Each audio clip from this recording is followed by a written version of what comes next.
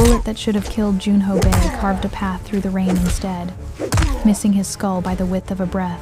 The International District's neon lights bled crimson across the rain-slicked alley where he was supposed to die. 6 men, 6 weapons, 0 escape routes. His security detail lay motionless in expanding pools of dark water and darker blood. He adjusted the cuffs of his ruined Armani suit with the same precision he'd used to build an empire, accepting the end with cold dignity. The tattoo of the Gumryong dragon showed through his torn white shirt, the ink seeming to writhe in the stuttering light of a dying street lamp. Then an e-bike's brakes screeched through the downpour, and everything changed. Nina Roberts skidded into the alley, her beat-up delivery bike spraying water across the concrete.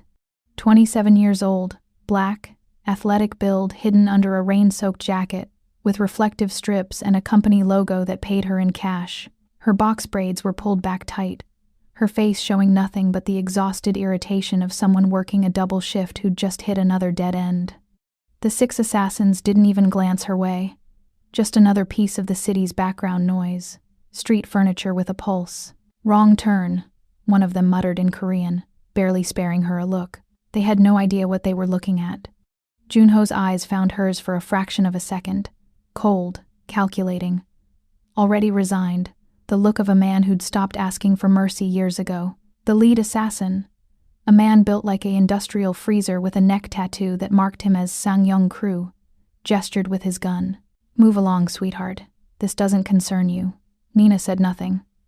Her amber-brown eyes swept the scene with a precision that would have warned anyone actually paying attention. Weapons positions, escape routes, blind spots.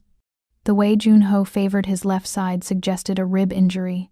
The blood pattern on his collar was arterial spray, but not his. One of the men, annoyed by her presence, stepped forward and kicked her bike. Hard. The delivery bag hit the wet asphalt with a sound like a body falling. Everything stopped. Nina didn't scream, didn't flinch. She just sighed. A long, exhausted exhale that seemed to carry 14 months of trying to be someone else. Then she turned to look at the man who'd kicked her bike, and her eyes shifted from tired worker to something ancient and absolutely empty. The first man didn't even see her move. One moment he was smirking, thinking he'd scared off an unlucky civilian. The next, Nina's boot was arcing through the rain-thick air in a perfect axe kick that came down on the junction of his neck and shoulder with surgical precision. The crack of his clavicle breaking echoed off the brick walls. He crumpled like a puppet with cut strings. The alley fell into a silence so complete that Junho could hear the hiss of rain hitting hot pavement. 5 assassins stared at their partner lying motionless at the feet of the woman in the delivery jacket. The contempt in their eyes flickered into something that looked a lot like fear. "Kill her," the leader barked. "Kill her first." 3 of them rushed Nina while 2 stayed focused on Junho, professional enough not to forget their primary target. Nina had no weapon, no armor, only muscle memory she'd spent over a year trying to forget. The first attacker swung a collapsible baton. She moved like water, redirecting his momentum and using his own weight to drive his face into the brick wall. His nose shattered with a wet crunch. The second pulled a knife, the blade catching the neon light as it slashed toward her throat. She leaned back, the edge passing close enough to part the rain in front of her face, then pivoted and drove her heel into his kneecap. The joint bent backward with a sound like green wood snapping. The third hung back, eyes narrowing as he reassessed. He was smarter, more careful. On the other side of the alley, Junho fought like a man raised in violence from childhood. Even bleeding, even exhausted, the dragon head moved with lethal grace. He blocked a punch, answered with an elbow that shattered teeth, slipped away from a knife thrust that would have opened his kidney. But he was slowing, blood from a gash above his eye mixed with rain, blurring his vision. "Who are you?" he shouted over the sound of rain in combat. Nina grabbed a broken bottle from the refuse scattered in the alley, driving the jagged edge into the third attacker's thigh without hesitation. "Someone who should have kept riding," she shot back. 4 men down, 2 remaining. The leader didn't panic. He pulled a Glock from inside his jacket, but he didn't aim it at Junho. He aimed it straight at Nina's center mass. "Should have minded your own business," he said, finger tightening on the trigger. Nina saw the barrel's dark eye, saw the finger contracting, saw death approaching at 900 feet per second. She couldn't dodge, couldn't run. The math was simple and absolute. Then Junho Bei threw himself between them. The gunshot split the night like thunder. The bullet tore through Junho's left shoulder, the impact spinning him. Blood sprayed across Nina's jacket in a pattern like scattered roses. He staggered but stayed on his feet, his gray eyes finding hers with an expression she couldn't name. Something between fury and wonder. Sirens wailed in the distance, getting closer. The leader checked his watch, then signaled his remaining partner. "Fall back, now." They vanished into the maze of alleys as quickly as they'd appeared. But before he disappeared completely, the leader turned back. "This is just the beginning, Bei. The Gyum Ryong will fall, and everyone who stands with you." Then he was gone, swallowed by darkness and rain. Nina caught Junho as his legs buckled, her hands pressing against the wound, pouring blood that felt hot against her cold fingers. "Why did you do that? Why did you do that?" Her voice cracked despite herself. "You don't even know who I am." Junho looked at her, his face pale from blood loss but his eyes still sharp as broken glass. "Maybe I'm tired," he whispered, "of watching people die because of me." The roar of an engine cut through the rain. A black SUV with tinted windows screeched to a halt at the alley's mouth. 4 men poured out, weapons drawn, moving with military precision. The one in front had sharp Korean features and eyes like flint. Dylan Cole, former Navy SEAL, Junho's right hand and the most loyal man in the Gyum Ryong family. He took in the scene with a single sweep. The unconscious bodies, the blood, the weapons, and the woman in a delivery jacket with her hands covered in his boss's blood. His gun came up, aimed directly at Nina's head. "Step away from him. Right now." Junho tried to speak through the pain. "Dylan, stand down." She saved. "Sir, with respect, shut up." Dylan's voice was ice over steel. "You." He focused on Nina. "Who are you? And why are 4 Sangyong enforcers unconscious in this alley?" Nina's hands were still pressed against Junho's shoulder, feeling his pulse against her palms. The delivery bag lay forgotten in the rain beside them, its contents scattered. Something inside the bag was making a sound. A soft, electronic beeping that was getting faster. Her blood went cold. "Everyone needs to run," she said quietly. "Right now." "I asked you a question," Dylan said. "The delivery wasn't food." Nina looked up at him, and Dylan saw something in her eyes that made his finger hesitate on the trigger. It was a bomb. The beeping accelerated. Nina grabbed the bag and hurled it toward the alley's dead end with everything she had. It sailed through the rain, hit the far wall, and the explosion turned night into day. The shockwave slammed them all against the opposite wall, the sound so loud it seemed to come from inside Nina's skull. Brick and mortar rained down. Car alarms screamed. Fire licked up the walls where the bag had landed, hungry and bright. In the aftermath, ears ringing, lungs burning with smoke and cordite, Dylan stared at the woman who'd just saved all their lives. "Last chance," he said. "Who are you?" Nina looked down at Junho Bei, the man who'd taken a bullet for her, the man whose organization had unknowingly funded the program that had turned her into a weapon, the man she'd spared 5 years ago without him knowing it was her. For the first time in 14 months of running, hiding, pretending to be someone normal, Nina Roberts didn't have a simple answer. Hello again to my thrill seekers and hopeless romantics. If you're ready to get your heart racing, make sure you're subscribed, hit like to claim your seat, and drop a comment telling me what city you're watching from. It's amazing to see us all connected by the same craving for a good story. Every interaction from you helps us grow and keep the drama coming, day after day. Take a deep breath, clear your mind, and let the rest of the world fade away. Let's dive in. The question followed Nina into the fluorescent brightness of Harborview Medical Center's private wing, where armed men stood outside her door, and the man she'd saved slept down the hall with a bullet hole she'd caused him to take. They didn't keep her long. 3 hours of a doctor stitching a gash on her forearm she hadn't noticed getting. A police detective asking questions she answered with practiced vagueness. And then they released her into the pre-dawn gray of a Seattle morning that smelled like rain and exhaust. Nina didn't go home immediately. She took 3 different buses, doubled back twice, watched reflections in store windows for tales. Old habits. The kind that kept you breathing when breathing wasn't guaranteed. Her apartment was in the Rainier Valley, 4th floor of a building where the elevator worked maybe half the time, and the superintendent accepted cash and didn't ask questions. It wasn't much. A studio with water-stained ceiling tiles, a kitchenette with 2 working burners, a mattress on the floor, and a window that overlooked a pawn shop and a check-cashing place. But it was hers. Or it had been. For 14 months. Long enough to almost forget what it felt like to sleep with a gun under the pillow. She unlocked the door and knew immediately. Someone was inside. It wasn't a sound. Not a scent.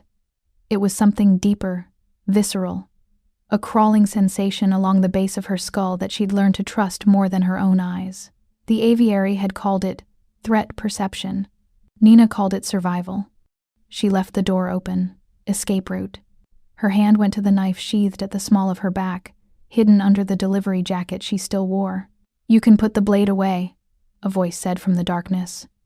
Male. Accented. Korean. "I'm not here to hurt you." Nina didn't put the knife away. She stepped inside, letting her eyes adjust. The man sat in her single armchair like it was a throne. Junho Bae. No longer bleeding. No longer pale. He wore a different suit. Charcoal gray. Perfectly tailored. His left arm was in a black silk sling embroidered with silver thread worth more than 3 months of her rent. "How did you find me?" Her voice was flat. Dead. "The bike." He gestured to the corner where her e-bike leaned against the wall. "The company requires GPS trackers. I own the company." Nina's jaw tightened. The delivery service she'd chosen specifically because it paid in cash, asked for minimal ID, didn't do background checks. She should have known nothing was ever really off the grid. "You need to leave." "I will." Junho didn't move. "After you hear what I have to say, I don't owe you anything. Actually, you do." He pulled a tablet from beside the chair, tapped the screen, and turned it to face her. "You left a fingerprint on the collapsible baton. The one held by the man whose clavicle you shattered." Nina's blood went cold. The image on the screen was a forensic report. Her partial print, clear as day, next to a database match that should not have existed because Nina Roberts was a ghost, a name chosen at random, a social security number she'd bought in a Portland bus station. But the match wasn't to Nina Roberts. It was to Subject 7. "Seattle PD runs every print through federal databases," Junho said quietly. "The FBI has an alert on this particular print. So does the Department of Defense. So does an agency that officially doesn't exist but has a budget larger than most countries. The aviary." "I scrubbed the report," he continued. "It never reached the federal servers. As far as anyone knows, that print belongs to a delivery driver with no priors who happened to be in the wrong place at the wrong time." Nina stared at him. At the man she'd saved. The man who now held her entire life in his perfectly manicured hands. "Why?" "Because I'm curious." Junho set the tablet down. 4 men. 6 seconds. You moved like death had a timetable. I've seen soldiers, assassins, special forces operators. You're something else. I'm nobody. You're a lie." His gray eyes pinned her. A very well-constructed lie. "But I'm good at finding truth." Nina felt the walls closing in. The apartment that had been sanctuary for 14 months suddenly felt like a cage. She could kill him. She'd killed men for less. Her fingers tightened on the knife handle. "You're calculating," Junho observed, still not moving. "Threat assessment, distance, angles. You're wondering if you can reach me before I trigger the dead man's switch on my phone that will send your real file to every intelligence agency in the Western Hemisphere." He wasn't bluffing. She could feel it. The cool certainty radiating from him like winter frost. "What do you want?" "You saw the attack tonight.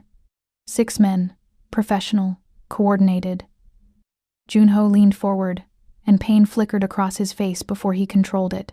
"Someone inside my organization is selling me out. I don't know who. I don't know how high it goes. I need someone I can trust." "You don't trust me." "No." His smile was cold. "But I own you." "That's better than trust." The words hit like a slap. Nina wanted to argue, to fight, to tell him he owned nothing, but they both knew the truth. She'd spent 14 months running from the aviary, living on cash and fear, one step ahead of a government that considered her property. What's the offer? Work for me, personal security, my shadow. Junho stood slowly, favoring his injured shoulder. The war is coming. I have enemies on every side. Someone tried to kill me tonight and nearly succeeded. I need someone who can see what my own people can't. And after the war, I delete the file, permanently. You disappear. I never contact you again. Nina studied him.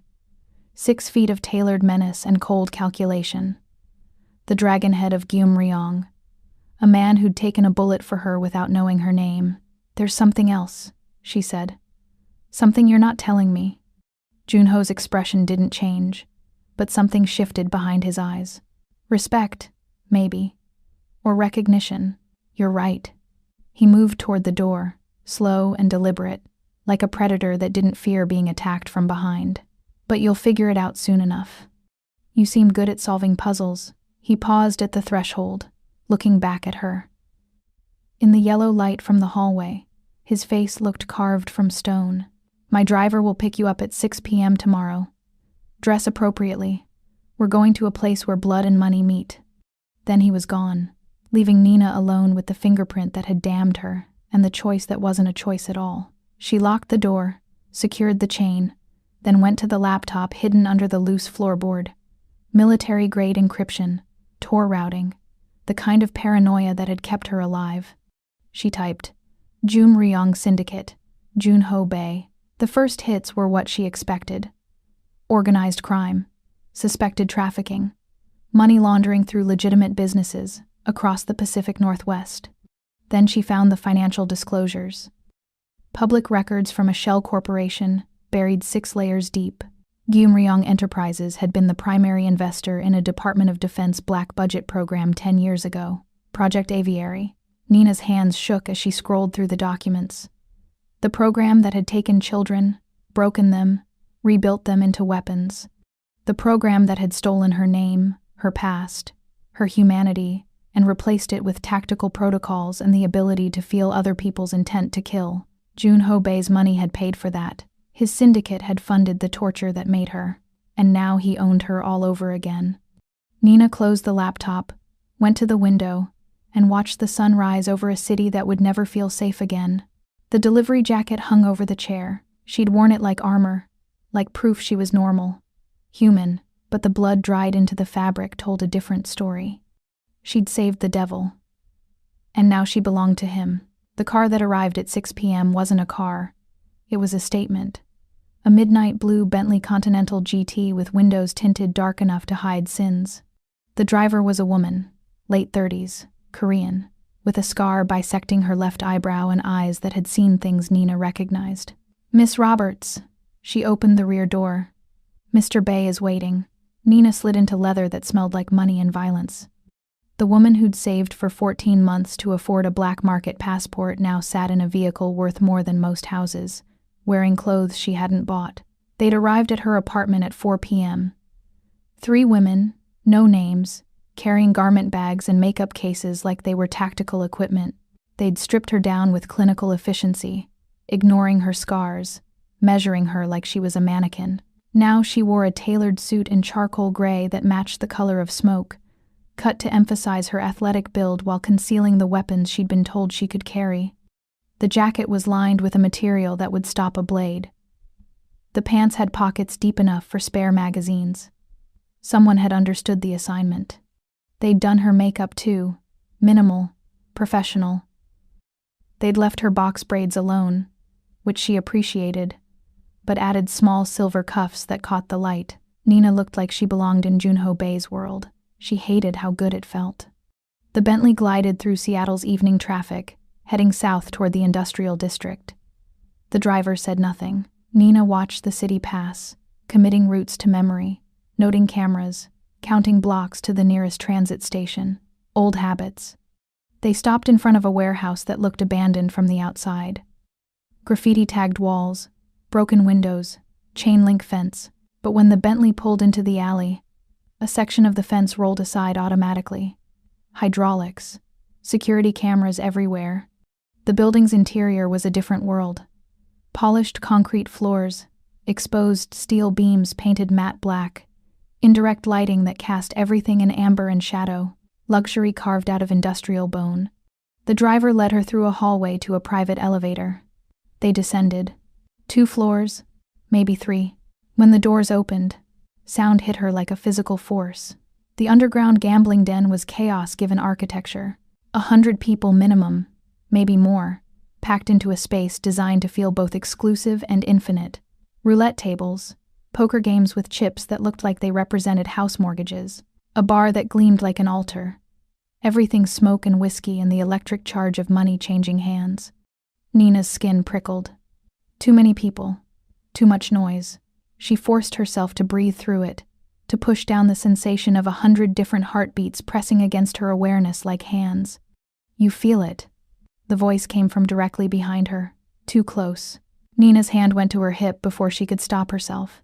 Junho Bei stood there, immaculate in a 3-piece suit the color of midnight, his left arm tucked stiffly against his side, favoring the injury. He looked like he'd been carved from the same expensive darkness as the room around them. Feel what? Nina's voice was tight. The crowd. The pressure. His eyes were too knowing. It's written all over your face.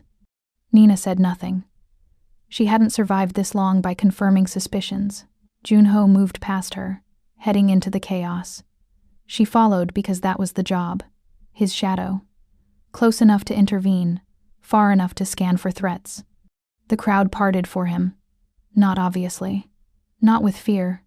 But space opened nevertheless. Recognition rippling through the room like a stone dropped in still water. The dragonhead was here. They moved through the tables to a private section cordoned off with velvet rope and 2 men built like industrial freezers. Junho nodded and they stepped aside. Inside was a room within a room. Leather booth. Private bar. A window overlooking the main floor that was clearly one-way glass. Sit. Junho gestured to the booth. I'm working. Sit anyway. You're attracting attention standing there like a Secret Service agent. Nina slid into the booth, positioning herself where she could see both exits. Junho sat across from her, close enough that she could smell his cologne. Something expensive, cedar and smoke. A waitress appeared, young, nervous. She set down 2 glasses of whiskey, neat, then retreated. I don't drink on the job, Nina said. It's not a suggestion.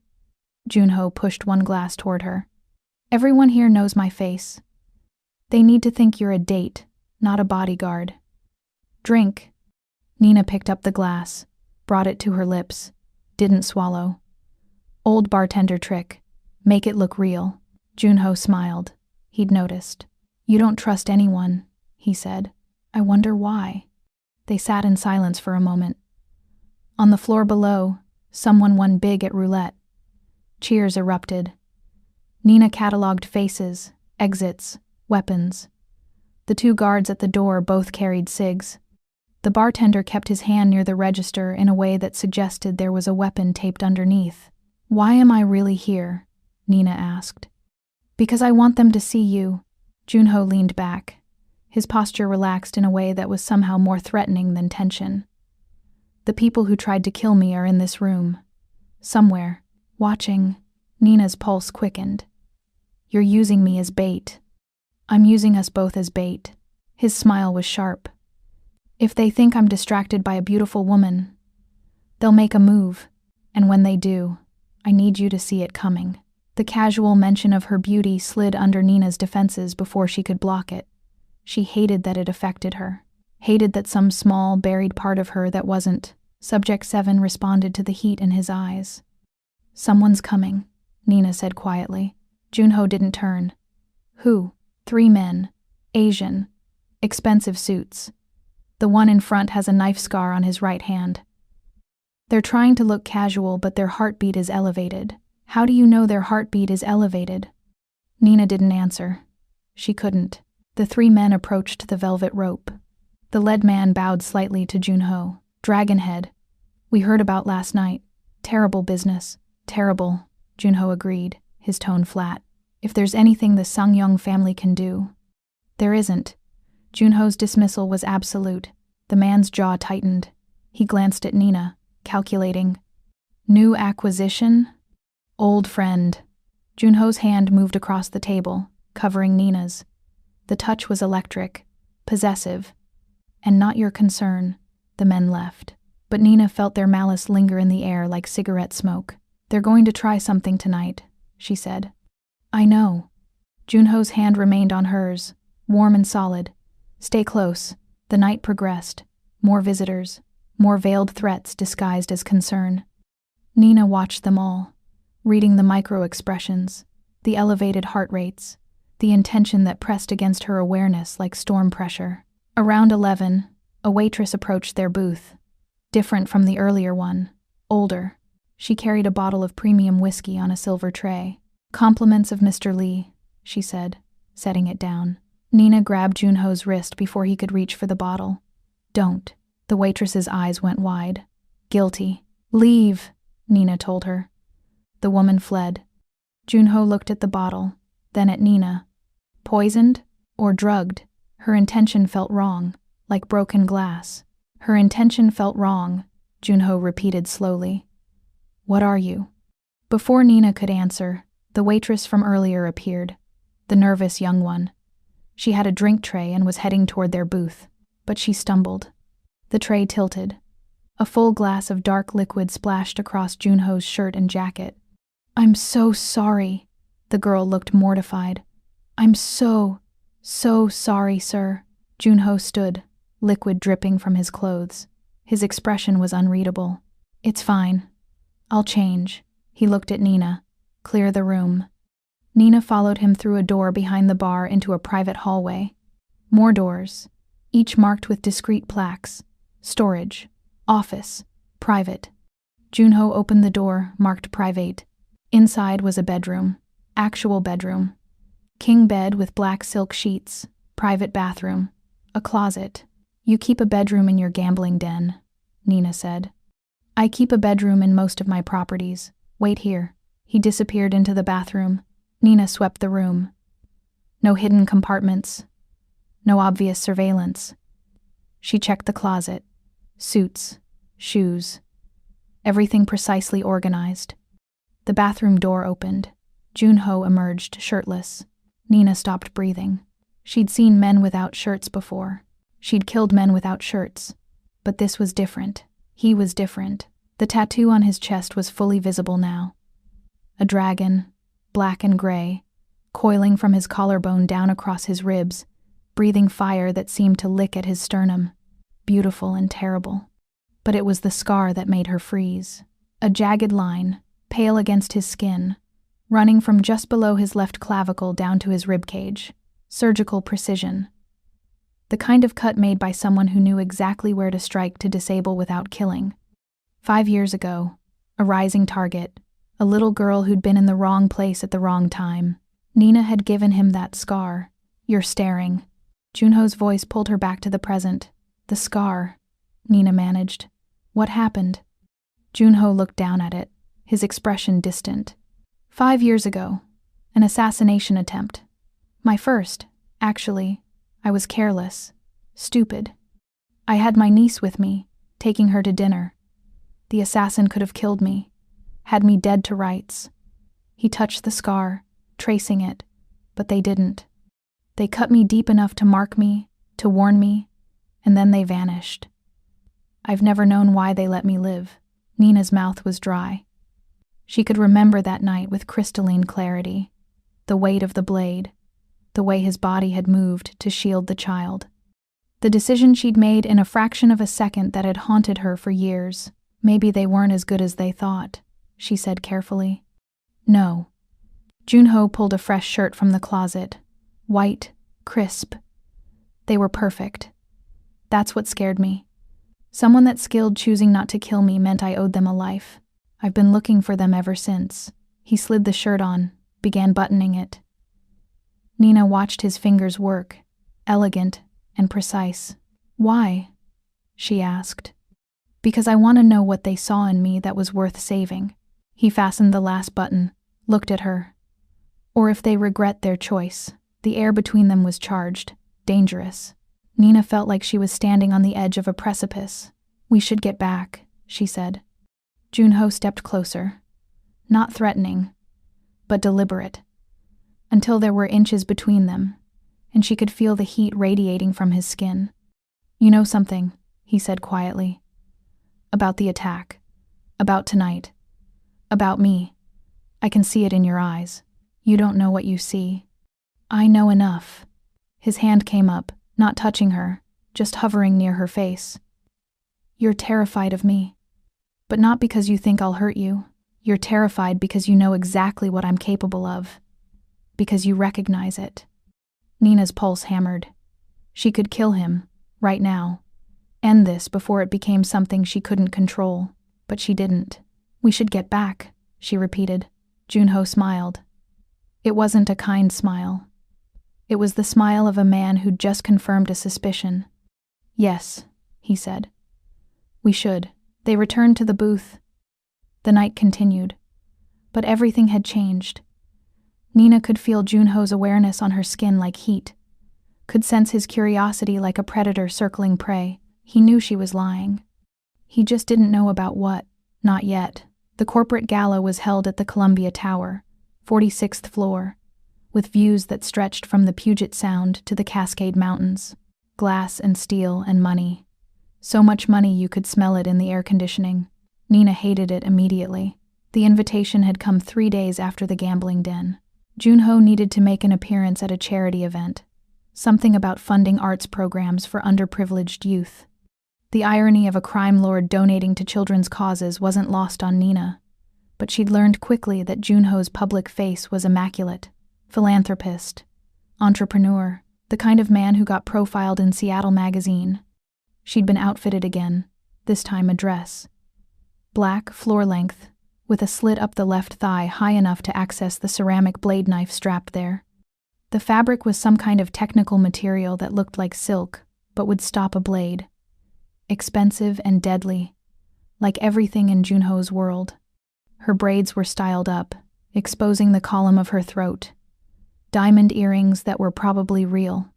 Heels that added 3 inches, and doubled as weapons if necessary. Nina looked at herself in the mirror and barely recognized the woman staring back. The Bentley picked her up at 7. Junho was already inside, wearing a tuxedo that made him look like sin in Italian wool. He took her in with a single glance that felt like touch. "You clean up well," he said. "So do you." They arrived fashionably late. The elevator ride was silent, but Nina felt the pressure building with each floor. By the time they reached the 46th, her hands were shaking. "You're nervous," Junho observed. "I'm fine. You're lying." The elevator doors opened onto a wall of sound and bodies. 200 people minimum, packed into a space designed for elegant circulation. Crystal chandeliers, string quartet, waiters with champagne trays threading through the crowd. Nina stepped out, and the world tilted. It hit her all at once. The collective weight of 200 heartbeats, 200 intentions, 200 nervous systems firing anxiety and boredom and hunger and lust and aggression, all bleeding together into a cacophony that wasn't sound but something deeper. Sensation. Empathy forced through her nerve endings like voltage. She'd felt this before. In crowds. In training. Before she'd broken, her breath came short. Sweat beaded at her temples despite the air conditioning. "Nina," Junho's voice was sharp. "What's wrong?" "Too many people." The words came out strangled. Junho's hand found the small of her back. Firm. Grounding. "Stay with me." He guided her through the crowd, but every person they passed was another frequency added to the static. A businessman mentally calculating a hostile takeover. A socialite burning with envy at another woman's jewelry. A waiter radiating exhaustion and resentment. Nina felt all of it. By the time they reached the bar, she was trembling. Junho ordered 2 drinks she didn't register, then steered her toward the balcony. The night air was cold and clean. Nina gulped it down, trying to clear her head. "Talk to me," Junho said.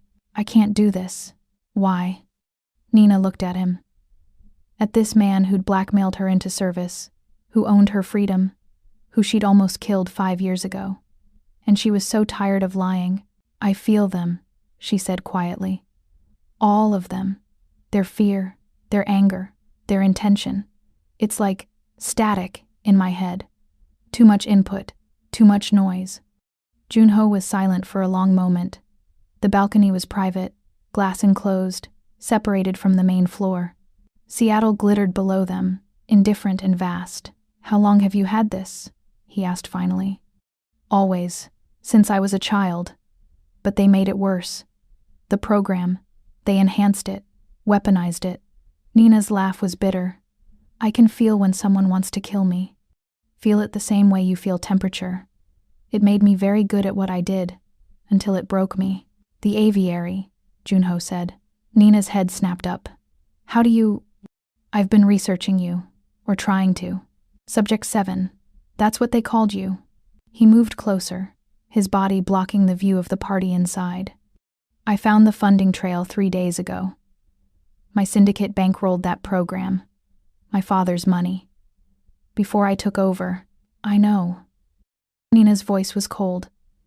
"I found it too. Does it change anything between us?" "It changes everything. You paid for them to destroy me. I didn't know." For the first time, Junho's control cracked. Something raw showed through. "My father made deals I'm still uncovering. But you're right. That blood is on my family's hands." Nina wanted to hate him, should have hated him. But standing there, feeling his genuine remorse pressing against her senses like a physical ache, she couldn't. "The crowd," she said. "I need to get out of here." "We will, soon, but first." Junho reached up, his hand cupping her face. The touch was gentle, unexpected. "Close your eyes." "What?" "Trust me. Just for a moment." Nina closed her eyes. Immediately, the noise intensified. She started to pull away, but Junho's other hand came to rest on her shoulder, anchoring her. "Now focus on me," he said quietly. "Just me. My heartbeat. My intention. Block out everything else." It shouldn't have worked. But his presence was different. Not empty, but still. Like deep water. His intention wasn't aggressive or fearful or calculating. It was focused, singular. Fixed on her with an intensity that cut through the static. Nina focused on that stillness. Let it become a shield. Slowly, the noise receded. Not gone, but manageable. She could breathe. "Better?" Junho's voice was close to her ear. "Better." Nina opened her eyes. He was closer than before, his face inches from hers. In the low light, his eyes looked almost black. "You feel too much," he whispered. "And I feel nothing. The program they built you for was designed to make super soldiers who could predict attacks. My father's business has made me numb to violence. We're both monsters, Nina, just different kinds. I'm not a monster. Yes, you are. So am I. But maybe," his thumb brushed across her cheekbone, "maybe monsters are what each other needs to survive." The moment stretched. Nina felt her defenses crumbling, felt something dangerous and unwanted blooming in her chest. Want. Not the kind the program had burned out of her, but something deeper, the desire to be seen, to be known.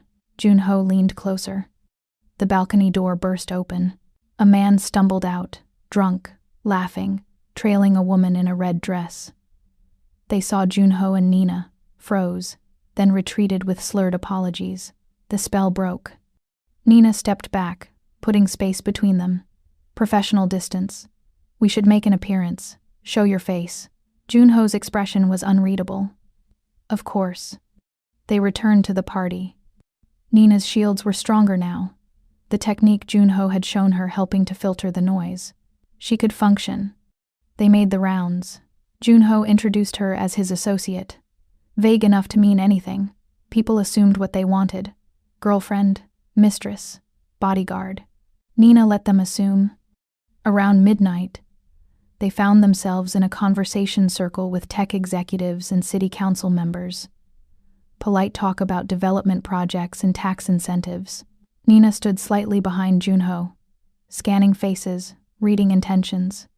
One man was different. City councilman, according to his name tag. He kept glancing at Junho with something that felt like fear masked in friendliness. Nina leaned close to Junho's ear. "The councilman. 3 o'clock. He's terrified of you but pretending otherwise." Junho didn't react outwardly. He continued his conversation about waterfront development. But later, when they'd moved to another group, he murmured, "The councilman owes me money.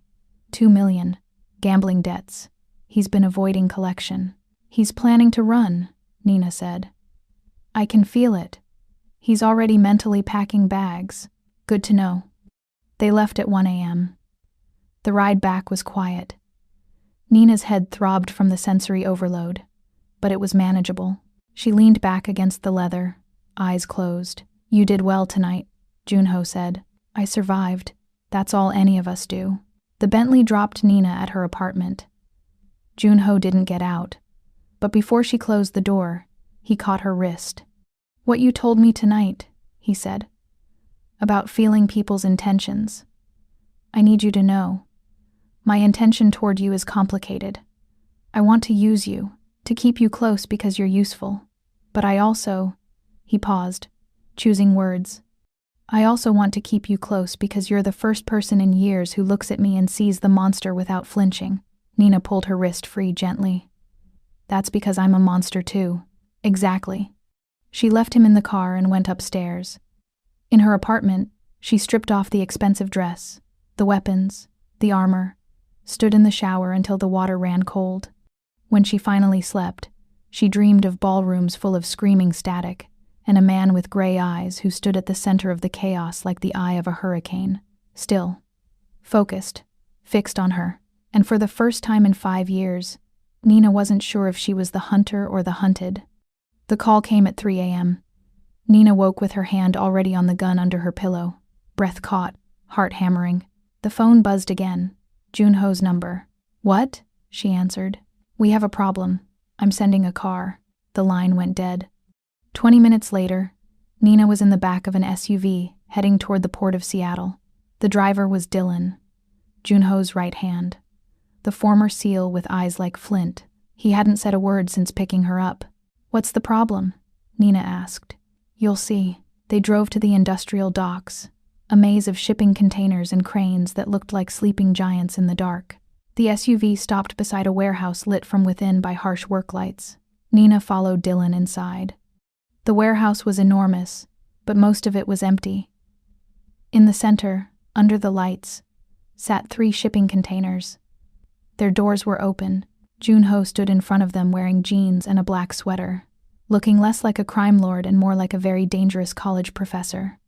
Around him, 6 men in tactical gear held positions, weapons ready, scanning for threats.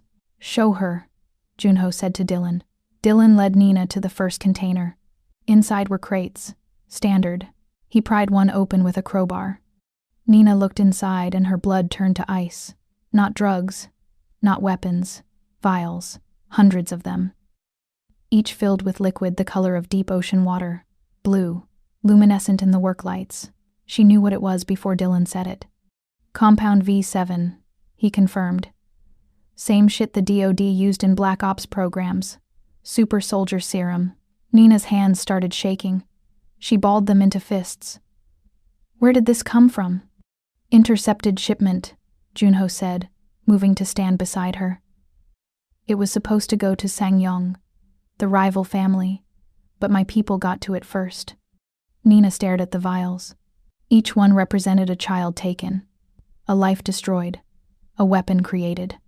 She'd been injected with this, compound V7, for months, until her body metabolized it, until her nervous system rewired itself to feel the electrical impulses of other humans. "Why would Sangyong want this?" Nina asked, her voice hollow. "That's what we're trying to figure out." Dylan crossed his arms. "No street value, no recreational use. This is military-grade biotech. Someone's restarting the program," Nina said. The realization hit like cold water. The aviary.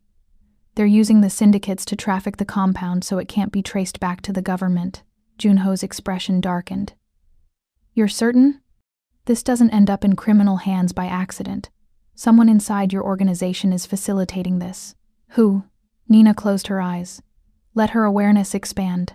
The 6 armed men. Dylan. Junho. She felt their intentions like radar pings. The armed men. Alert. Focused. Loyal. Dylan. Suspicious. Protective of Junho. Deeply uncertain about Nina. Junho. Anger. Betrayal. Something else underneath that felt like determination.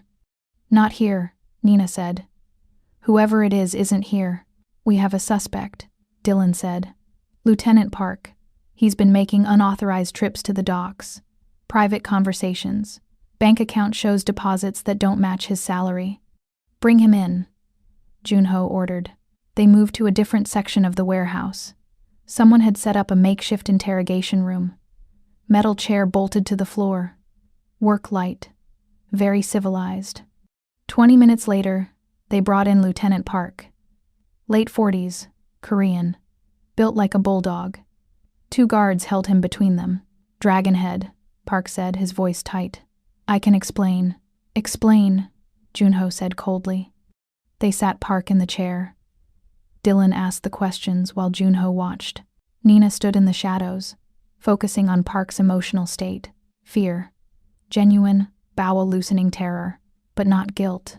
I don't know anything about the shipment, Park insisted. I've been meeting someone, yes, but it's not what you think. Then what is it? Dylan leaned in, threatening.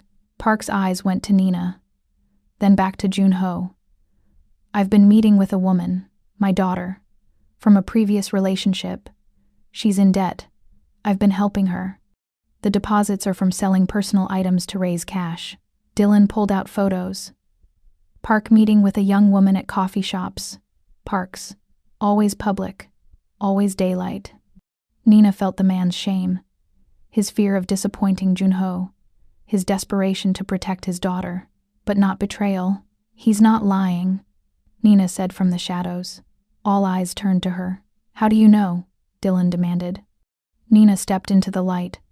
Looked at Park. You're ashamed. Embarrassed. Terrified. But you're not guilty of trafficking. Park's expression crumpled. I swear on my life, Dragonhead. I would never. I believe you, Junho said quietly. Dylan straightened. Sir, with respect. Release him. Junho's tone left no room for argument. They uncuffed Park. He bowed deeply, retreated. When he was gone, Dylan turned to Nina. How did you know? Experience. Junho studied her. If not Park, then who? Nina didn't want to say it. Didn't want to voice the suspicion that had been building since she'd felt the first ripple of betrayal in the warehouse. I need to feel everyone close to you, she said finally. Your inner circle. One by one. Over the next 3 hours, they brought them in. Lieutenants, advisors, accountants. Each person sat across from Nina while she read them. Loyal, loyal, loyal. Greedy but loyal. Afraid but loyal.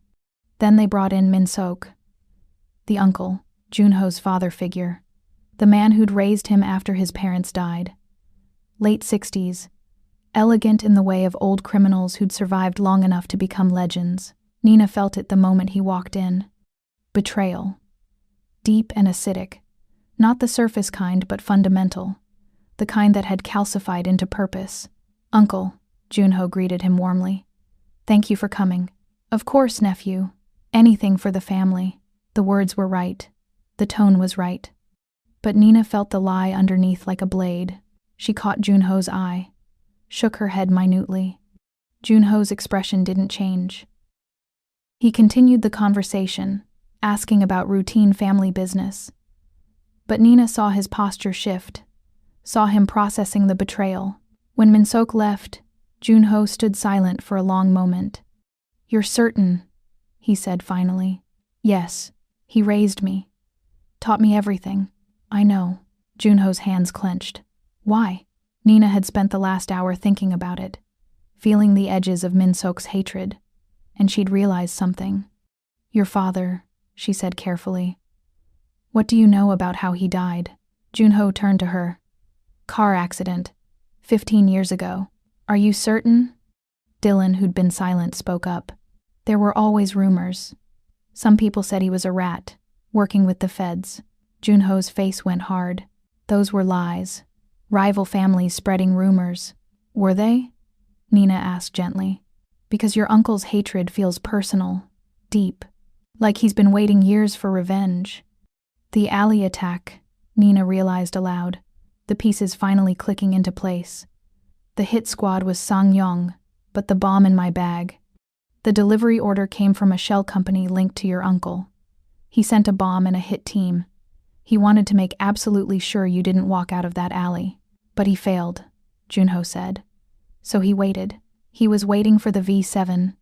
Nina realized. He couldn't sell you out to the aviary until he had the serum they wanted. That's why he's been quiet for 3 weeks. He was securing the payload. The truth settled over them like fallout. If Junho's father had been an informant, then Min-sok would see the entire bloodline as tainted, corrupted, something to be purged. He's selling me to the aviary, Nina said, trading my location for… What? Legitimacy? A new syndicate purged of your father's legacy? Junho grabbed his phone. I'm calling him. Setting a meeting. We end this. Nina caught his wrist. He'll know you know. He'll run or go to ground. Then what do you suggest? Nina thought about it. About the compound. About the aviary. About Min-sok's patient, calculated hatred. He's planning something bigger than just selling me out, she said. The compound, the trafficking, it's all connected. We need to let him think he's winning. Let him make his move. And then? Nina's smile was cold. Then I do what I was trained to do. Junho looked at her for a long moment. Then he nodded. They left the warehouse as dawn broke over Seattle. The city looked clean from a distance. Innocent, but Nina knew better. Monsters didn't just hide in the dark. Sometimes they raised you, taught you, loved you, and then they betrayed you with the patience of a hunting spider. The invitation came by courier. Handwritten on expensive paper, Min-sok's elegant script inviting Junho to a peace summit at the shipping docks. Neutral territory. To discuss ending the war with Sang-yong before more blood was spilled. Nina held the paper and felt malice radiating from it like heat. It's a trap, she said. They were in Junho's penthouse, glass and steel overlooking Elliott Bay. The kind of wealth that made Nina's 14 months of poverty feel like a fever dream. I know, Junho said. He stood at the window, hands in his pockets, looking at the city he ruled from the shadows. Then don't go. I have to. Nina moved to stand beside him. He'll kill you. That's the whole point. Probably. Then why? Because he's family. Junho's reflection in the glass looked tired. Because despite everything, I need to look him in the eye and hear him say it. That he hates me enough to destroy everything my father built. He paused, his hand tightening slightly in his pocket. My sister and my niece are already in Zurich. Safe. The uncle can't touch them now. I'm the only loose end left. Nina understood. She'd needed the same thing from her mother when she'd learned the truth about the aviary. Needed to hear the confirmation that she'd been sold. Commodified. Discarded. I'm coming with you, she said. No, that's not a request. Junho turned to her. They'll kill you too. The aviary will be there. Your mother. They want you back, Nina. Dead or alive. I know. Nina's voice was steady. But I'm tired of running. And you saved my life in that alley. I'm returning the favor. Why? The debt is paid. You've been my shadow for weeks. I could release you right now. Delete the file. Let you disappear.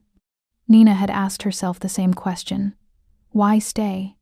Why risk everything for a man who'd blackmailed her, who'd unwittingly funded her torture? But the answer was simple and complicated. Because you're the first person who's looked at me and seen a monster and not flinched, she said quietly. Because when you're near me, the noise stops. Because she didn't finish, couldn't. Junho stepped closer. His hand came up to cup her face, thumb brushing across her cheekbone. Because we're the same, he finished for her. Two people too damaged to be anything but honest with each other. Yes. He leaned down. His lips brushed hers, soft and questioning. Nina froze for a heartbeat, then kissed him back. It wasn't gentle. It was desperate. The kiss of two people who knew they were probably going to die and wanted to taste something real before the end.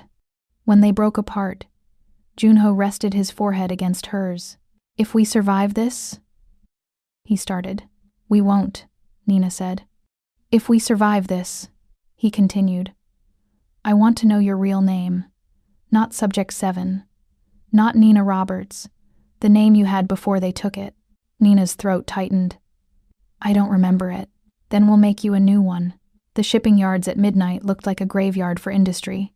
Containers stacked like tombstones. Cranes looming against the sky. The Puget Sound lapped at the docks, the water black and infinite.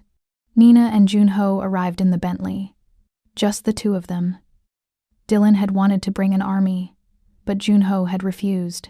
Min-seok would expect a show of trust. They got out. Nina wore tactical gear under a long coat. Junho was in his suit, like armor. The meeting point was a clear space between containers. Lights had been set up, very theatrical. Min-seok stood in the center, flanked by 4 men Nina didn't recognize. Not Gyum Ryong, not Sang Yong, military bearing, government contractors. Her stomach sank. "Nephew," Min-seok greeted them. "Thank you for coming, Uncle." Junho's voice was cold. "Let's skip the pleasantries. What is this?" "This is the end of your father's legacy." The words hung in the air like a death sentence. "My father was a rat." Min-seok's calm shattered. "He sold us out to the CIA for immunity, burned good men, destroyed families, all to save his own skin. That's not true." "It is." Min-seok's voice trembled with decades of rage. "I protected you from the truth. Raised you, taught you, hoping you'd be different. But you're his son, his blood, and blood doesn't change. You hate him for being a rat," Junho said, gesturing to Vance.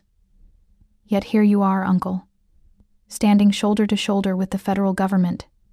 You didn't purify the bloodline. You just changed handlers."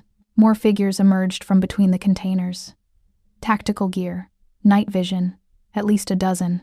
Nina's hyper-empathy blazed. Intent to kill, intent to kill, intent to kill, and then she appeared. Director Vance, head of the aviary, late 50s, black, athletic. With Nina's eyes and Nina's bone structure and absolutely zero warmth. Nina's biological mother. "Subject 7, Vance said, her voice clinically detached. "It's time to come home." Nina felt like she'd been punched.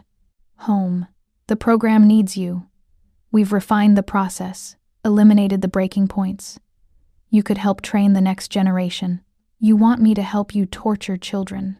I want you to serve your country." Junho moved slightly in front of Nina. A small thing, protective. Min-seok laughed. "Touching. The rat's son and the failed weapon. But this ends tonight." Junho's hand went to his waistband. Nina felt the collective tension spike. Every gun trained on them. "Don't," Nina said quietly. But Junho's expression was carved from stone. "I'm not dying on my knees. You don't have to die at all," Vance said. "Subject 7 comes with me. You walk away. Live your life. The syndicate dissolves. Everyone wins." "Except Nina," Junho said. "Nina doesn't exist. She's government property." Junho looked at Nina. In his eyes, she saw the question. She answered by drawing her weapon. The docks erupted. Gunfire split the night. Nina moved on instinct, muscle memory taking over. She grabbed Junho, pulled him behind a container as bullets sparked off steel. They ran. The docks were a maze. Containers stacked 3 high, creating corridors and dead ends. The tactical team pursued with professional precision. Nina felt them. 12 signatures, spreading out to cut off escape routes. "This way," she hissed, pulling Junho left. They entered a corridor between containers. Rain started falling. Of course it did. Seattle's perpetual blessing and curse. Nina's mind raced through scenarios. They were outnumbered, outgunned, surrounded. But she had advantages. She could feel them coming. "Stop," Nina whispered. They pressed against a container. Junho was breathing hard, weapon ready. Nina closed her eyes, extended her awareness. 4 signatures approaching from the front. 2 from behind. 6 more spreading wide to flank. "We're in a kill box," she said. "Options? We turn it into their kill box." The lights went out. All of them. The entire dock plunged into darkness so absolute Nina couldn't see her hand in front of her face. Someone had cut the power. Dylan. It had to be. He wouldn't have let them come alone despite orders. In the darkness, Nina's hyper-empathy blazed like a beacon. She could feel every hostile intent, every tactical formation, every heartbeat. "Junho," she whispered. "Give me your hand." He did. She laced her fingers through his. "I'm going to guide you. Trust me. Always." Nina pulled him forward. In the pitch black, moving through the container maze by feel alone. But she wasn't blind. She could sense the enemy positions like heat signatures. "Stop," she breathed. 3 steps forward. Angle left. "Fire at 10 o'clock. Low."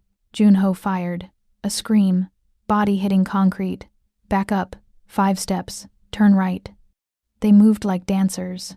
Nina's whispered coordinates. Junho's unwavering trust. In the darkness, they became a single organism. 9 o'clock. Knife. Close. Junho turned and fired. The attacker went down. But Nina's ammunition was limited. Junho was down to his last magazine. "We need to move," Nina said. They ran deeper into the maze. Rain poured down now, turning the ground slick. Nina's coat was soaked. Her braids hung heavy. They burst into an open area. Containers arranged in a circle. More tactical lights snapped on, blinding after the darkness. 6 men. Weapons trained. And Director Vance standing at the center. "Enough," Vance called out. "Subject 7, this is over." Nina raised her weapon. Junho did the same. "I was never your subject," Nina said. "I was your daughter." For the first time, emotion flickered across Vance's face. "That was a long time ago, before you became useful. I was 7 years old. You were potential. You still are." Put down the weapon. Nina felt Junho's presence beside her. Solid. Unwavering. The only still point in the chaos. She thought about the girl she'd been. The name she couldn't remember. The mother who'd looked at her and seen a commodity instead of a child. And she thought about the man who'd blackmailed her into service, and then showed her that monsters could choose what they became. "No," Nina said. She fired. Not at Vance. At the tactical light above her. It exploded, plunging that section into darkness. Then Nina did what she'd been trained to do. She became the weapon. The first man died before he could process her movement.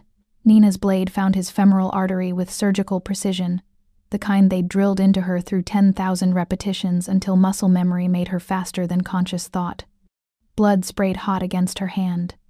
The man's shock and pain hit her empathy like a shockwave, but she pushed through it, already moving to the next target. The second turned toward the sound, the wet gasp of his partner dying, and she was already behind him, her arm snaked around his throat, leveraging her entire body weight. The snap of his vertebrae was distinct even over the rain. His fear vanished instantly, replaced by nothing. Empty air where a consciousness had been. The berserker state was different than normal combat. It was the place where her hyper-empathy merged with muscle memory, where Nina stopped thinking in words and just felt the micro-intentions before they became actions. The split-second decision to fire or dodge or strike. She moved through combat like water finding cracks in stone, flowing around obstacles before they fully formed. Junho fired in controlled 3-round bursts, covering her flanks. They worked in perfect synchronization. She felt when he needed to reload before he did, shifting her position to provide cover. He anticipated her movements with the kind of trust that came from seeing someone become exactly what they were meant to be.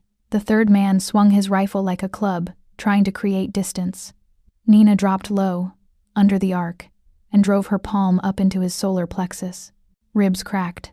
The air exploded from his lungs. Before he could recover, her elbow found his temple. The impact drove him sideways into a container wall. He slid down, unconscious or dead. Nina didn't check. The fourth pulled a knife, tactical blade that caught the light. Nina saw it coming before he fully gripped the handle, felt his intentions spike like lightning before the thunder.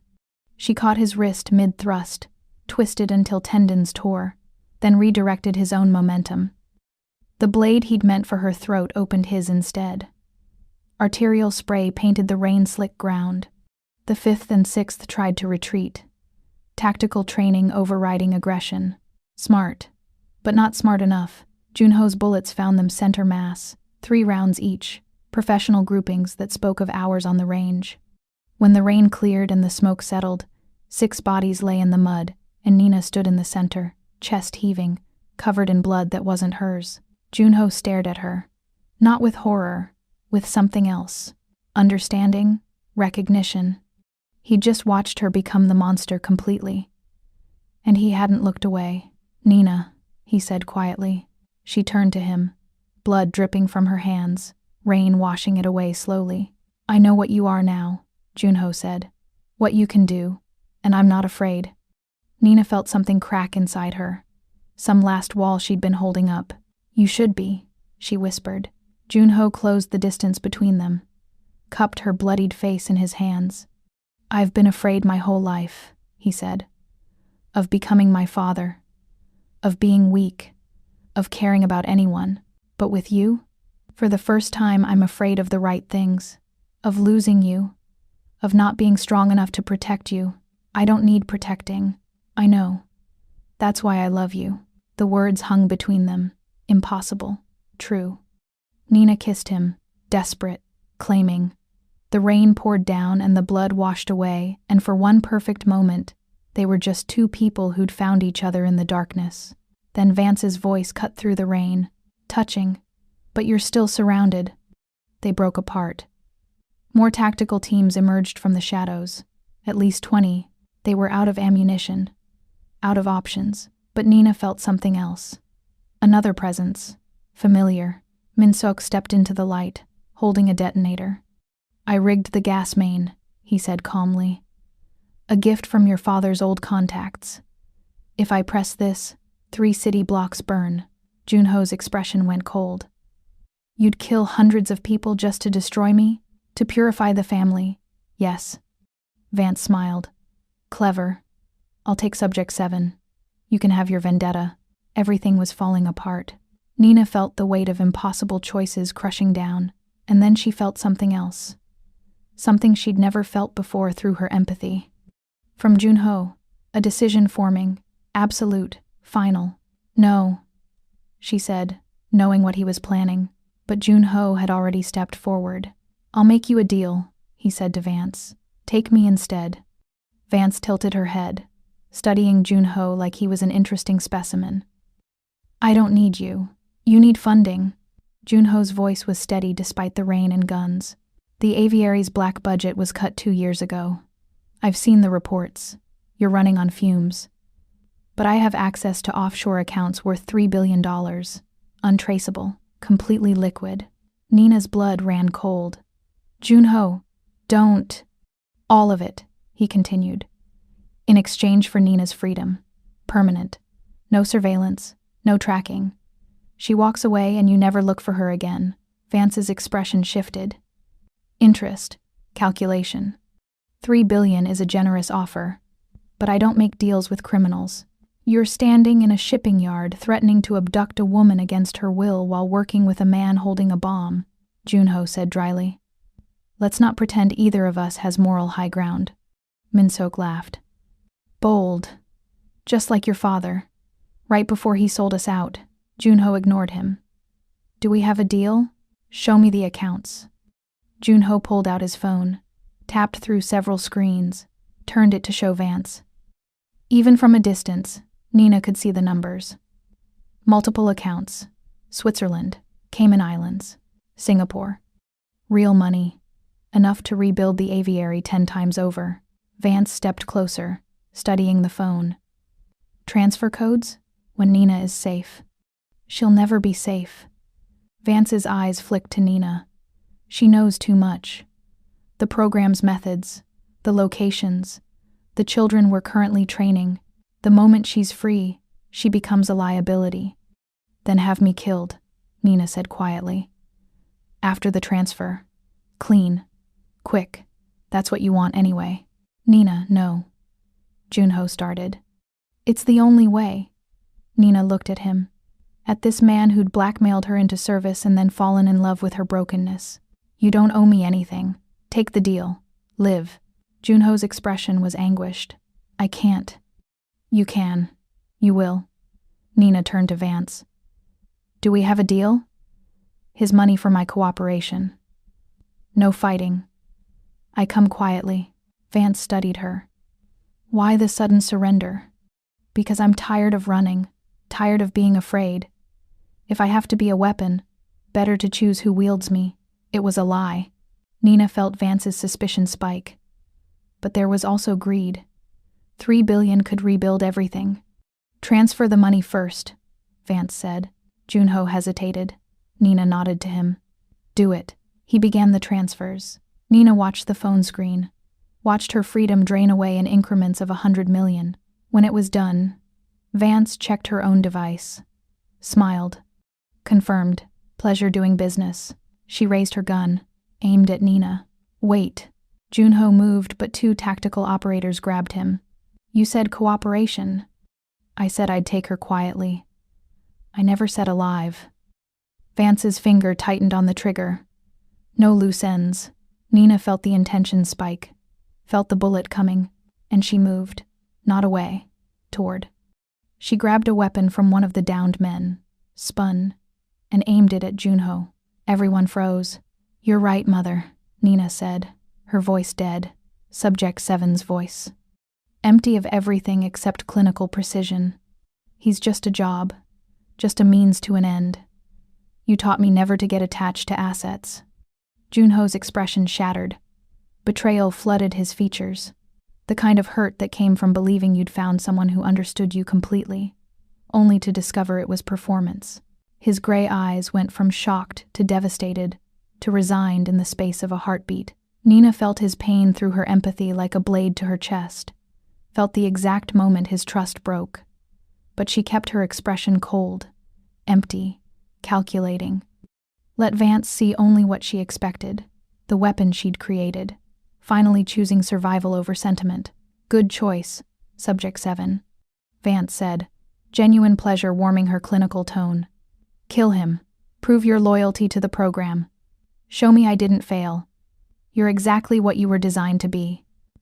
Nina's finger rested on the trigger. The Sig Sauer was steady in her 2-handed grip. She looked at Junho, at the man who'd blackmailed her into service, and then showed her that broken things could choose what they became. At the man who'd taken a bullet for her, who'd taught her how to manage crowds, who'd looked at her covered in blood and said he loved her. His eyes held hers, and in them, impossibly, she saw forgiveness, understanding. A trust so absolute, it made her want to weep. A tiny nod that said, Times, I know what you're doing. Asterisk. I'm sorry, Nina whispered. The only absolute truth in an ocean of deception. She fired. The bullet grazed Junho's ear. Close enough that the muzzle flash singed hair, that the supersonic crack made his head ring. He flinched instinctively, blood welling where the round had kissed skin, but it didn't hit him. The bullet traveled past his head at 1,200 feet per second and struck the gas canister directly behind Vance. The rupture was instantaneous. Pressurized propane meeting spark. The explosion bloomed like a flower made of fire and fury. The blast wave slammed everyone off their feet. The 2 tactical operators nearest the canister simply ceased to exist, vaporized in the initial fireball. Vance was thrown backward, weapon flying from her grip. In the chaos, the screaming, the fire, the smoke mixing with rain, Nina dropped her weapon and dove for Junho. Her hands found his jacket, hauling him to his feet. Run! She screamed over the roar of burning gas. They ran. Behind them, more gunfire cracked through the night. Vance shouting orders, her voice hoarse with fury and smoke inhalation. But the rain and smoke created cover, turning the docks into a labyrinth of shadows and muzzle flashes and chaos. Nina pulled Junho through the container maze with the certainty of someone who could navigate by feeling alone. Her empathy blazed white-hot, tracking every hostile intent pursuing them. 6 signatures to the east, 4 to the west, more coming from the south. But she felt something else too. Something familiar cutting through the hostile signatures like a knife through silk. Dylan and 6 Jiam Ryong men, coming hard from the north. She felt their determination, their loyalty, the iron will to extract their boss or die trying. This way. Nina pulled Junho left, then right, weaving through containers with the kind of precision that only came from seeing the battlefield in 4 dimensions. Space, time, intention, and probability. They burst out of the maze into an open loading area. Dylan's armored SUV screeched to a halt 20 feet away, side door flying open before the vehicle fully stopped, interior lights creating a beacon of safety in the darkness. "Get in!" Dylan shouted over the engine's roar. Nina and Junho dove inside, bodies tangling as they hit the leather seats. The door was still swinging when Dylan floored the accelerator. The SUV lurched forward with the power of an engine modified for exactly this kind of extraction. Gunfire pinged off the armored hull like deadly rain. Spiderweb cracks appeared in the rear window, bulletproof glass doing its job, holding despite impacts that would have shattered normal windows into deadly shrapnel. Nina looked back through the fractured glass, saw Vance standing in the rain and firelight, weapon raised, face twisted with the kind of rage that came from having victory stolen at the last possible second. Saw Min-sok with his detonator, screaming something Nina couldn't hear over the engine and gunfire. His face contorted with decades of hate finally given full expression. Then Dylan took a sharp turn, and they were gone, swallowed by Seattle's industrial labyrinth. Inside the SUV, Nina collapsed against the seat, breathing hard. Junho sat beside her, hand pressed to his bleeding ear. "You had me for a second," he said. "I really thought." "I know." Nina couldn't look at him. "I felt it. Your belief that I'd betrayed you. It almost killed me, but you needed her to believe it too." "Yes." Junho reached over, took her hand. Their fingers laced together, both slick with rain and blood. "We're not safe," Dylan said from the front. "They'll come after us, both of them." "I know," Junho said. "Which is why we're not stopping." Nina looked at him. "What do you mean?" Junho pulled out his phone, showed her a different screen. "Bank accounts, but not empty." "You transferred the money," Nina said, confused. "I transferred money. From accounts I control but don't own. Criminal assets seized from Sangyong. When the feds trace it in about 3 hours, they'll find it leads directly to my uncle's offshore holdings." Junho's smile was sharp. "The aviary just accepted $3 billion in stolen federal funds. Vance is going to prison, and your uncle will be connected to both the trafficking and the theft. The syndicate will tear itself apart fighting over succession." Junho leaned back. "I burned it all down. Everything my father built, everything I inherited. Why?" He looked at her. "Because you were right. Blood doesn't change. And I'm tired of being my father's son." Nina felt the truth of it, the finality. "Where do we go?" she asked quietly. "Anywhere. Everywhere." Junho squeezed her hand. "But first, I need you to do something for me." He pulled out a small device from his jacket. It was crude, wrapped in electrical tape, with a cracked circuit board visible at the center. "The receiver from the delivery bag," he said, running his thumb over the scorched plastic. "I found it in the alley debris. Half melted, but the frequency chip survived. I rewired it to trigger the charges at the docks. And I'm going to trigger it at the docks as soon as we're clear. Destroy all the Compound V7. Make sure it can never be used to make more weapons. They'll think we're dead," Nina realized. "Exactly." The SUV raced through Seattle's pre-dawn streets. Dylan drove in silence, following Junho's directions. Nina felt the weight of the choice, the freedom it offered, the death of their old identities. "Do it," she said. Junho's finger hovered over the trigger. "Together?" Nina put her hand over his. Together. They pressed down. Behind them, miles away now, the Seattle docks erupted in fire. The news called it the worst industrial accident in Seattle history. The explosion at the shipping docks killed 14 people, destroyed 3 warehouses, and caused damage estimated at $200 million. Investigators found traces of military-grade explosives mixed with natural gas, suggesting either terrorism or a catastrophic failure in criminal operations gone wrong. Among the dead, Junho Bae, alleged leader of the Gyeum Ryong syndicate, and an unidentified female companion. Their remains were too fragmented for traditional identification. Dental records were inconclusive. DNA testing found tissue from 17 different individuals mixed in the blast zone. 2 bodies, or maybe 3, incinerated beyond recognition. The Seattle Police Department closed the case after 6 weeks. No next of kin came forward to claim Junho Bae's remains.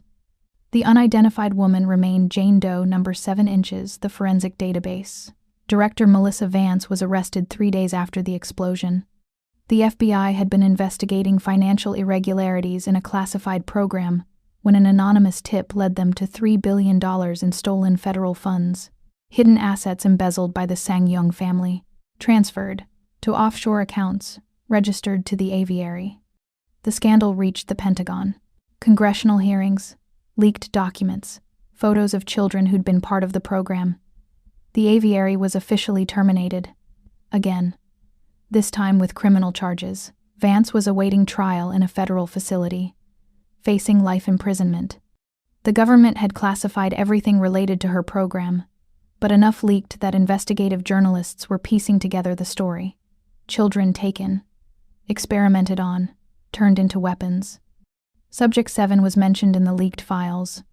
Real name redacted, status, deceased. Lost in the Seattle docks explosion while attempting to apprehend her for questioning related to federal crimes. Case closed. Min Sok Bae disappeared 2 days after the explosion. Some said he'd fled to South Korea, that he had family in Busan who would hide him. Others claimed he'd been killed by Gyeum Ryong loyalists who blamed him for the Dragonhead's death. A body matching his description washed up in Elliott Bay 4 weeks later, but DNA testing was inconclusive. The truth died with him. The Gyeum Ryong syndicate dissolved in the aftermath. Internal fighting, succession wars, federal investigations that had been waiting for an opening finally moved in. Assets were seized, lieutenants arrested or killed. The empire Junho's father had built crumbled in less than 3 months. But something unexpected emerged from the ashes. A legitimate business, Gyeum Ryong Holdings, LLC. Led by the former lieutenant who'd always advocated for going legal. They transformed the syndicate's remaining assets into import, export companies, real estate development, technology ventures, money laundering, the cynics said. But the company paid taxes, filed proper paperwork, employed thousands of people in legitimate jobs. It wasn't perfect, probably still had connections to criminal elements, but it was better than what it had been. Some good came from the ashes after all. 6 months later, the Greek island of Santorini existed in postcards and dreams. White buildings with blue domes cascading down volcanic cliffs like frozen waterfalls. The Aegean Sea stretched to the horizon in shades of blue so intense they seemed artificial. Cruise ships dotted the caldera. Tourists clogged the narrow streets of Oya, taking photos of the same sunset millions of people had photographed before them. But the quiet villa on the northern coast, away from the tourist centers, accessible only by a private road that wound through vineyards, remained invisible to the masses. Nina, no, Elena now, she had to remember, sat on the terrace overlooking the sea, morning sun warm on her shoulders. The air smelled like salt and wild herbs and bread baking in the village bakery a kilometer away. She was eating breakfast. Real breakfast. Not protein bars consumed standing in a dingy apartment, always ready to run. Not cold pizza from the night before. Actual breakfast at an actual table while wearing actual clothes that weren't tactical gear. Greek yogurt, thick and tangy, mixed with local honey that tasted like wildflowers and sunshine. Bread still warm from the bakery, crusted with sesame seeds. Olives cured by the old woman who owned the vineyard. Coffee that had been brewed properly, in a briquet over flame, creating a foam so perfect it was almost sinful. Elena wore a simple sundress, white cotton that moved in the breeze. Her box braids were down today, a few silver cuffs catching the morning light. She'd added more beads over the past months, blue glass, tiny shells, decorative instead of tactical. Her feet were bare. She couldn't remember the last time before Santorini that she'd gone barefoot outside. Always boots, always ready to run, always prepared for violence. Footsteps behind her, measured, unhurried. Elena didn't turn. She'd felt him approaching before he left the bedroom. His emotional signature was as familiar now as her own heartbeat, that stillness she'd learned to use as an anchor, the calm center in any storm. Junho, David now, legally, though she still thought of him by his real name in private, emerged from the villa wearing loose linen pants and nothing else. His chest was bare, the dragon tattoo visible in the sunlight, every scale and flame rendered in exquisite detail across his left side. And the scar, her scar, the one she'd given him 5 years ago in a parking garage when she'd chosen mercy over mission completion. He looked peaceful, relaxed in a way she'd never seen during their time in Seattle. No suits, no weapons visible. His hair was slightly longer, touching his collar, no longer styled with expensive product. He had a tan, actual sun-kissed brown instead of the pale complexion of someone who lived at night. He looked happy. "Sleep well?" Elena asked, stealing a piece of his bread. "Better than I have in years." He sat across from her at the small table, stealing a piece of her bread in retaliation. "No nightmares. Or at least, none that I remembered when I woke up." "No crowds," Elena said. The villa's isolation was intentional. Their nearest neighbor was the Vineyard family, a kilometer away. The village was small, maybe 300 people, and half of them were elderly locals who'd been born in the same houses their grandparents had died in. No empathy overload. I can actually function like a normal human. They'd bought the villa with cash. Clean money this time, routed through so many accounts and shell companies that even a forensic accountant would get lost in the maze. Dylan had helped them disappear properly. New identities, new documentation. A paper trail that showed David Kim and Sarah Park, siblings who'd inherited money from a distant relative, buying a retirement property in Greece. Boring, forgettable, exactly what they needed. "Do you miss it?" Elena asked, watching his face. "The power, the empire, the fear in people's eyes when you walked into a room." Junho considered the question seriously. He always did, never gave her easy answers or comfortable lies. "Sometimes," he admitted. There was a simplicity to it, a clarity. I knew who I was, what was expected of me. He looked out at the sea, at the fishing boats heading out for the morning catch. But then I remember what it cost. The isolation, the paranoia, looking at everyone and wondering who would betray me first, becoming the kind of man who could order executions and feel nothing. His gray eyes found hers. "This is better. Eating breakfast with you." He reached across the table, his fingers finding hers. "Waking up without checking for assassins, going to sleep without calculating who might move against me overnight. Being David Kim, who owns a small villa and helps the old man at the vineyard harvest grapes, instead of Junho Bae, who people feared and hated in equal measure." Elena squeezed his hand. She understood. She'd traded Subject 7, the weapon, the asset, the thing that felt too much and broke under the weight of it, for Elena, a woman who could walk through the village market without her empathy screaming, who could sit in the local taverna and feel only the normal background noise of human emotions instead of overwhelming cacophony, a woman who was learning what normal felt like. "I've been thinking," Elena said, "about us, about this." She gestured to the villa, the sea, the life they'd built from the ashes of who they'd been. "It feels temporary, like we're in hiding instead of actually living." "We are in hiding," Junho pointed out reasonably. "I know, but I don't want it to feel that way."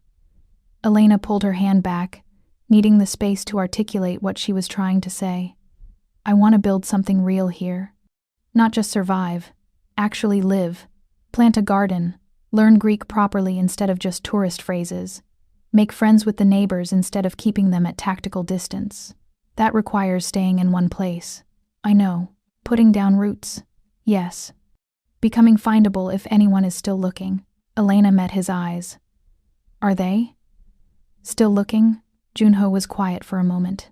Then he pulled out his phone. The emergency one, encrypted, that they checked once a week for news from their old lives. He navigated to a saved article, turned it to show her. The headline: Former Director of Classified Programs sentenced to life without parole. Below it, a photo of Vance being led into a federal courthouse. Orange jumpsuit. Handcuffs. The woman who'd sold her own daughter looked small, diminished, utterly defeated. "The aviary is done," Junho said. "Vance is in prison. Most of her staff took plea deals and are testifying against her. The program's files have been sealed and buried so deep it would take an act of Congress to access them. Subject 7 is officially dead, killed in the Seattle explosion." He put the phone away. "No one is looking for you?" "No one is looking for me. We're ghosts." "Free ghosts," Elena corrected. "Free ghosts," he agreed. A phone buzzed inside the villa. Their other emergency line. The one only Dylan had. They both tensed automatically. Old habits that would probably never fully die. Junho went to get it. Came back with the phone and a slight frown. "Dylan," he said. "Wants to know if we saw the news." "What news?" He pulled up a Korean news site on his regular phone, turned it to show her. The headline: Gumryong Syndicate dissolves. New leadership forms legitimate business holdings. Below it was a photo.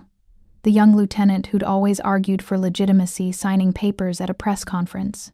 Behind him, logos for import companies, tech startups, real estate development firms. Gumryong Holdings LLC. "Huh," Elena said. "Maybe some good came from it after all. From everything we did. Everything we destroyed." "Maybe." Junho sat back down, but his expression was distant, thoughtful. "My father built that empire on blood and fear and corruption. I inherited it and maintained it the same way.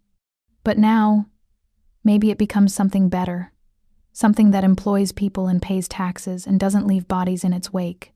Is that redemption?" Elena asked quietly. "I don't know, but it's something."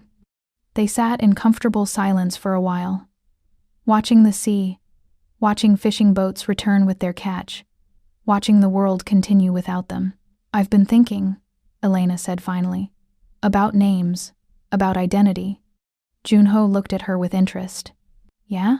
Sarah Park is fine for a passport and bank accounts, but I want a real name, the one I choose for myself. Not Subject 7, not the random name I picked from a phone book. A name that means something. What do you want to be called?" Elena thought about it, about the girl she'd been, whose real name had been erased when they took her at 7, about the weapon she'd become, designated by a number instead of humanity, about the woman she was learning to be, someone who could feel the full spectrum of human emotion without drowning in it. "Elena," she said. "It means light, brightness, the thing you walk toward when you've been in darkness too long."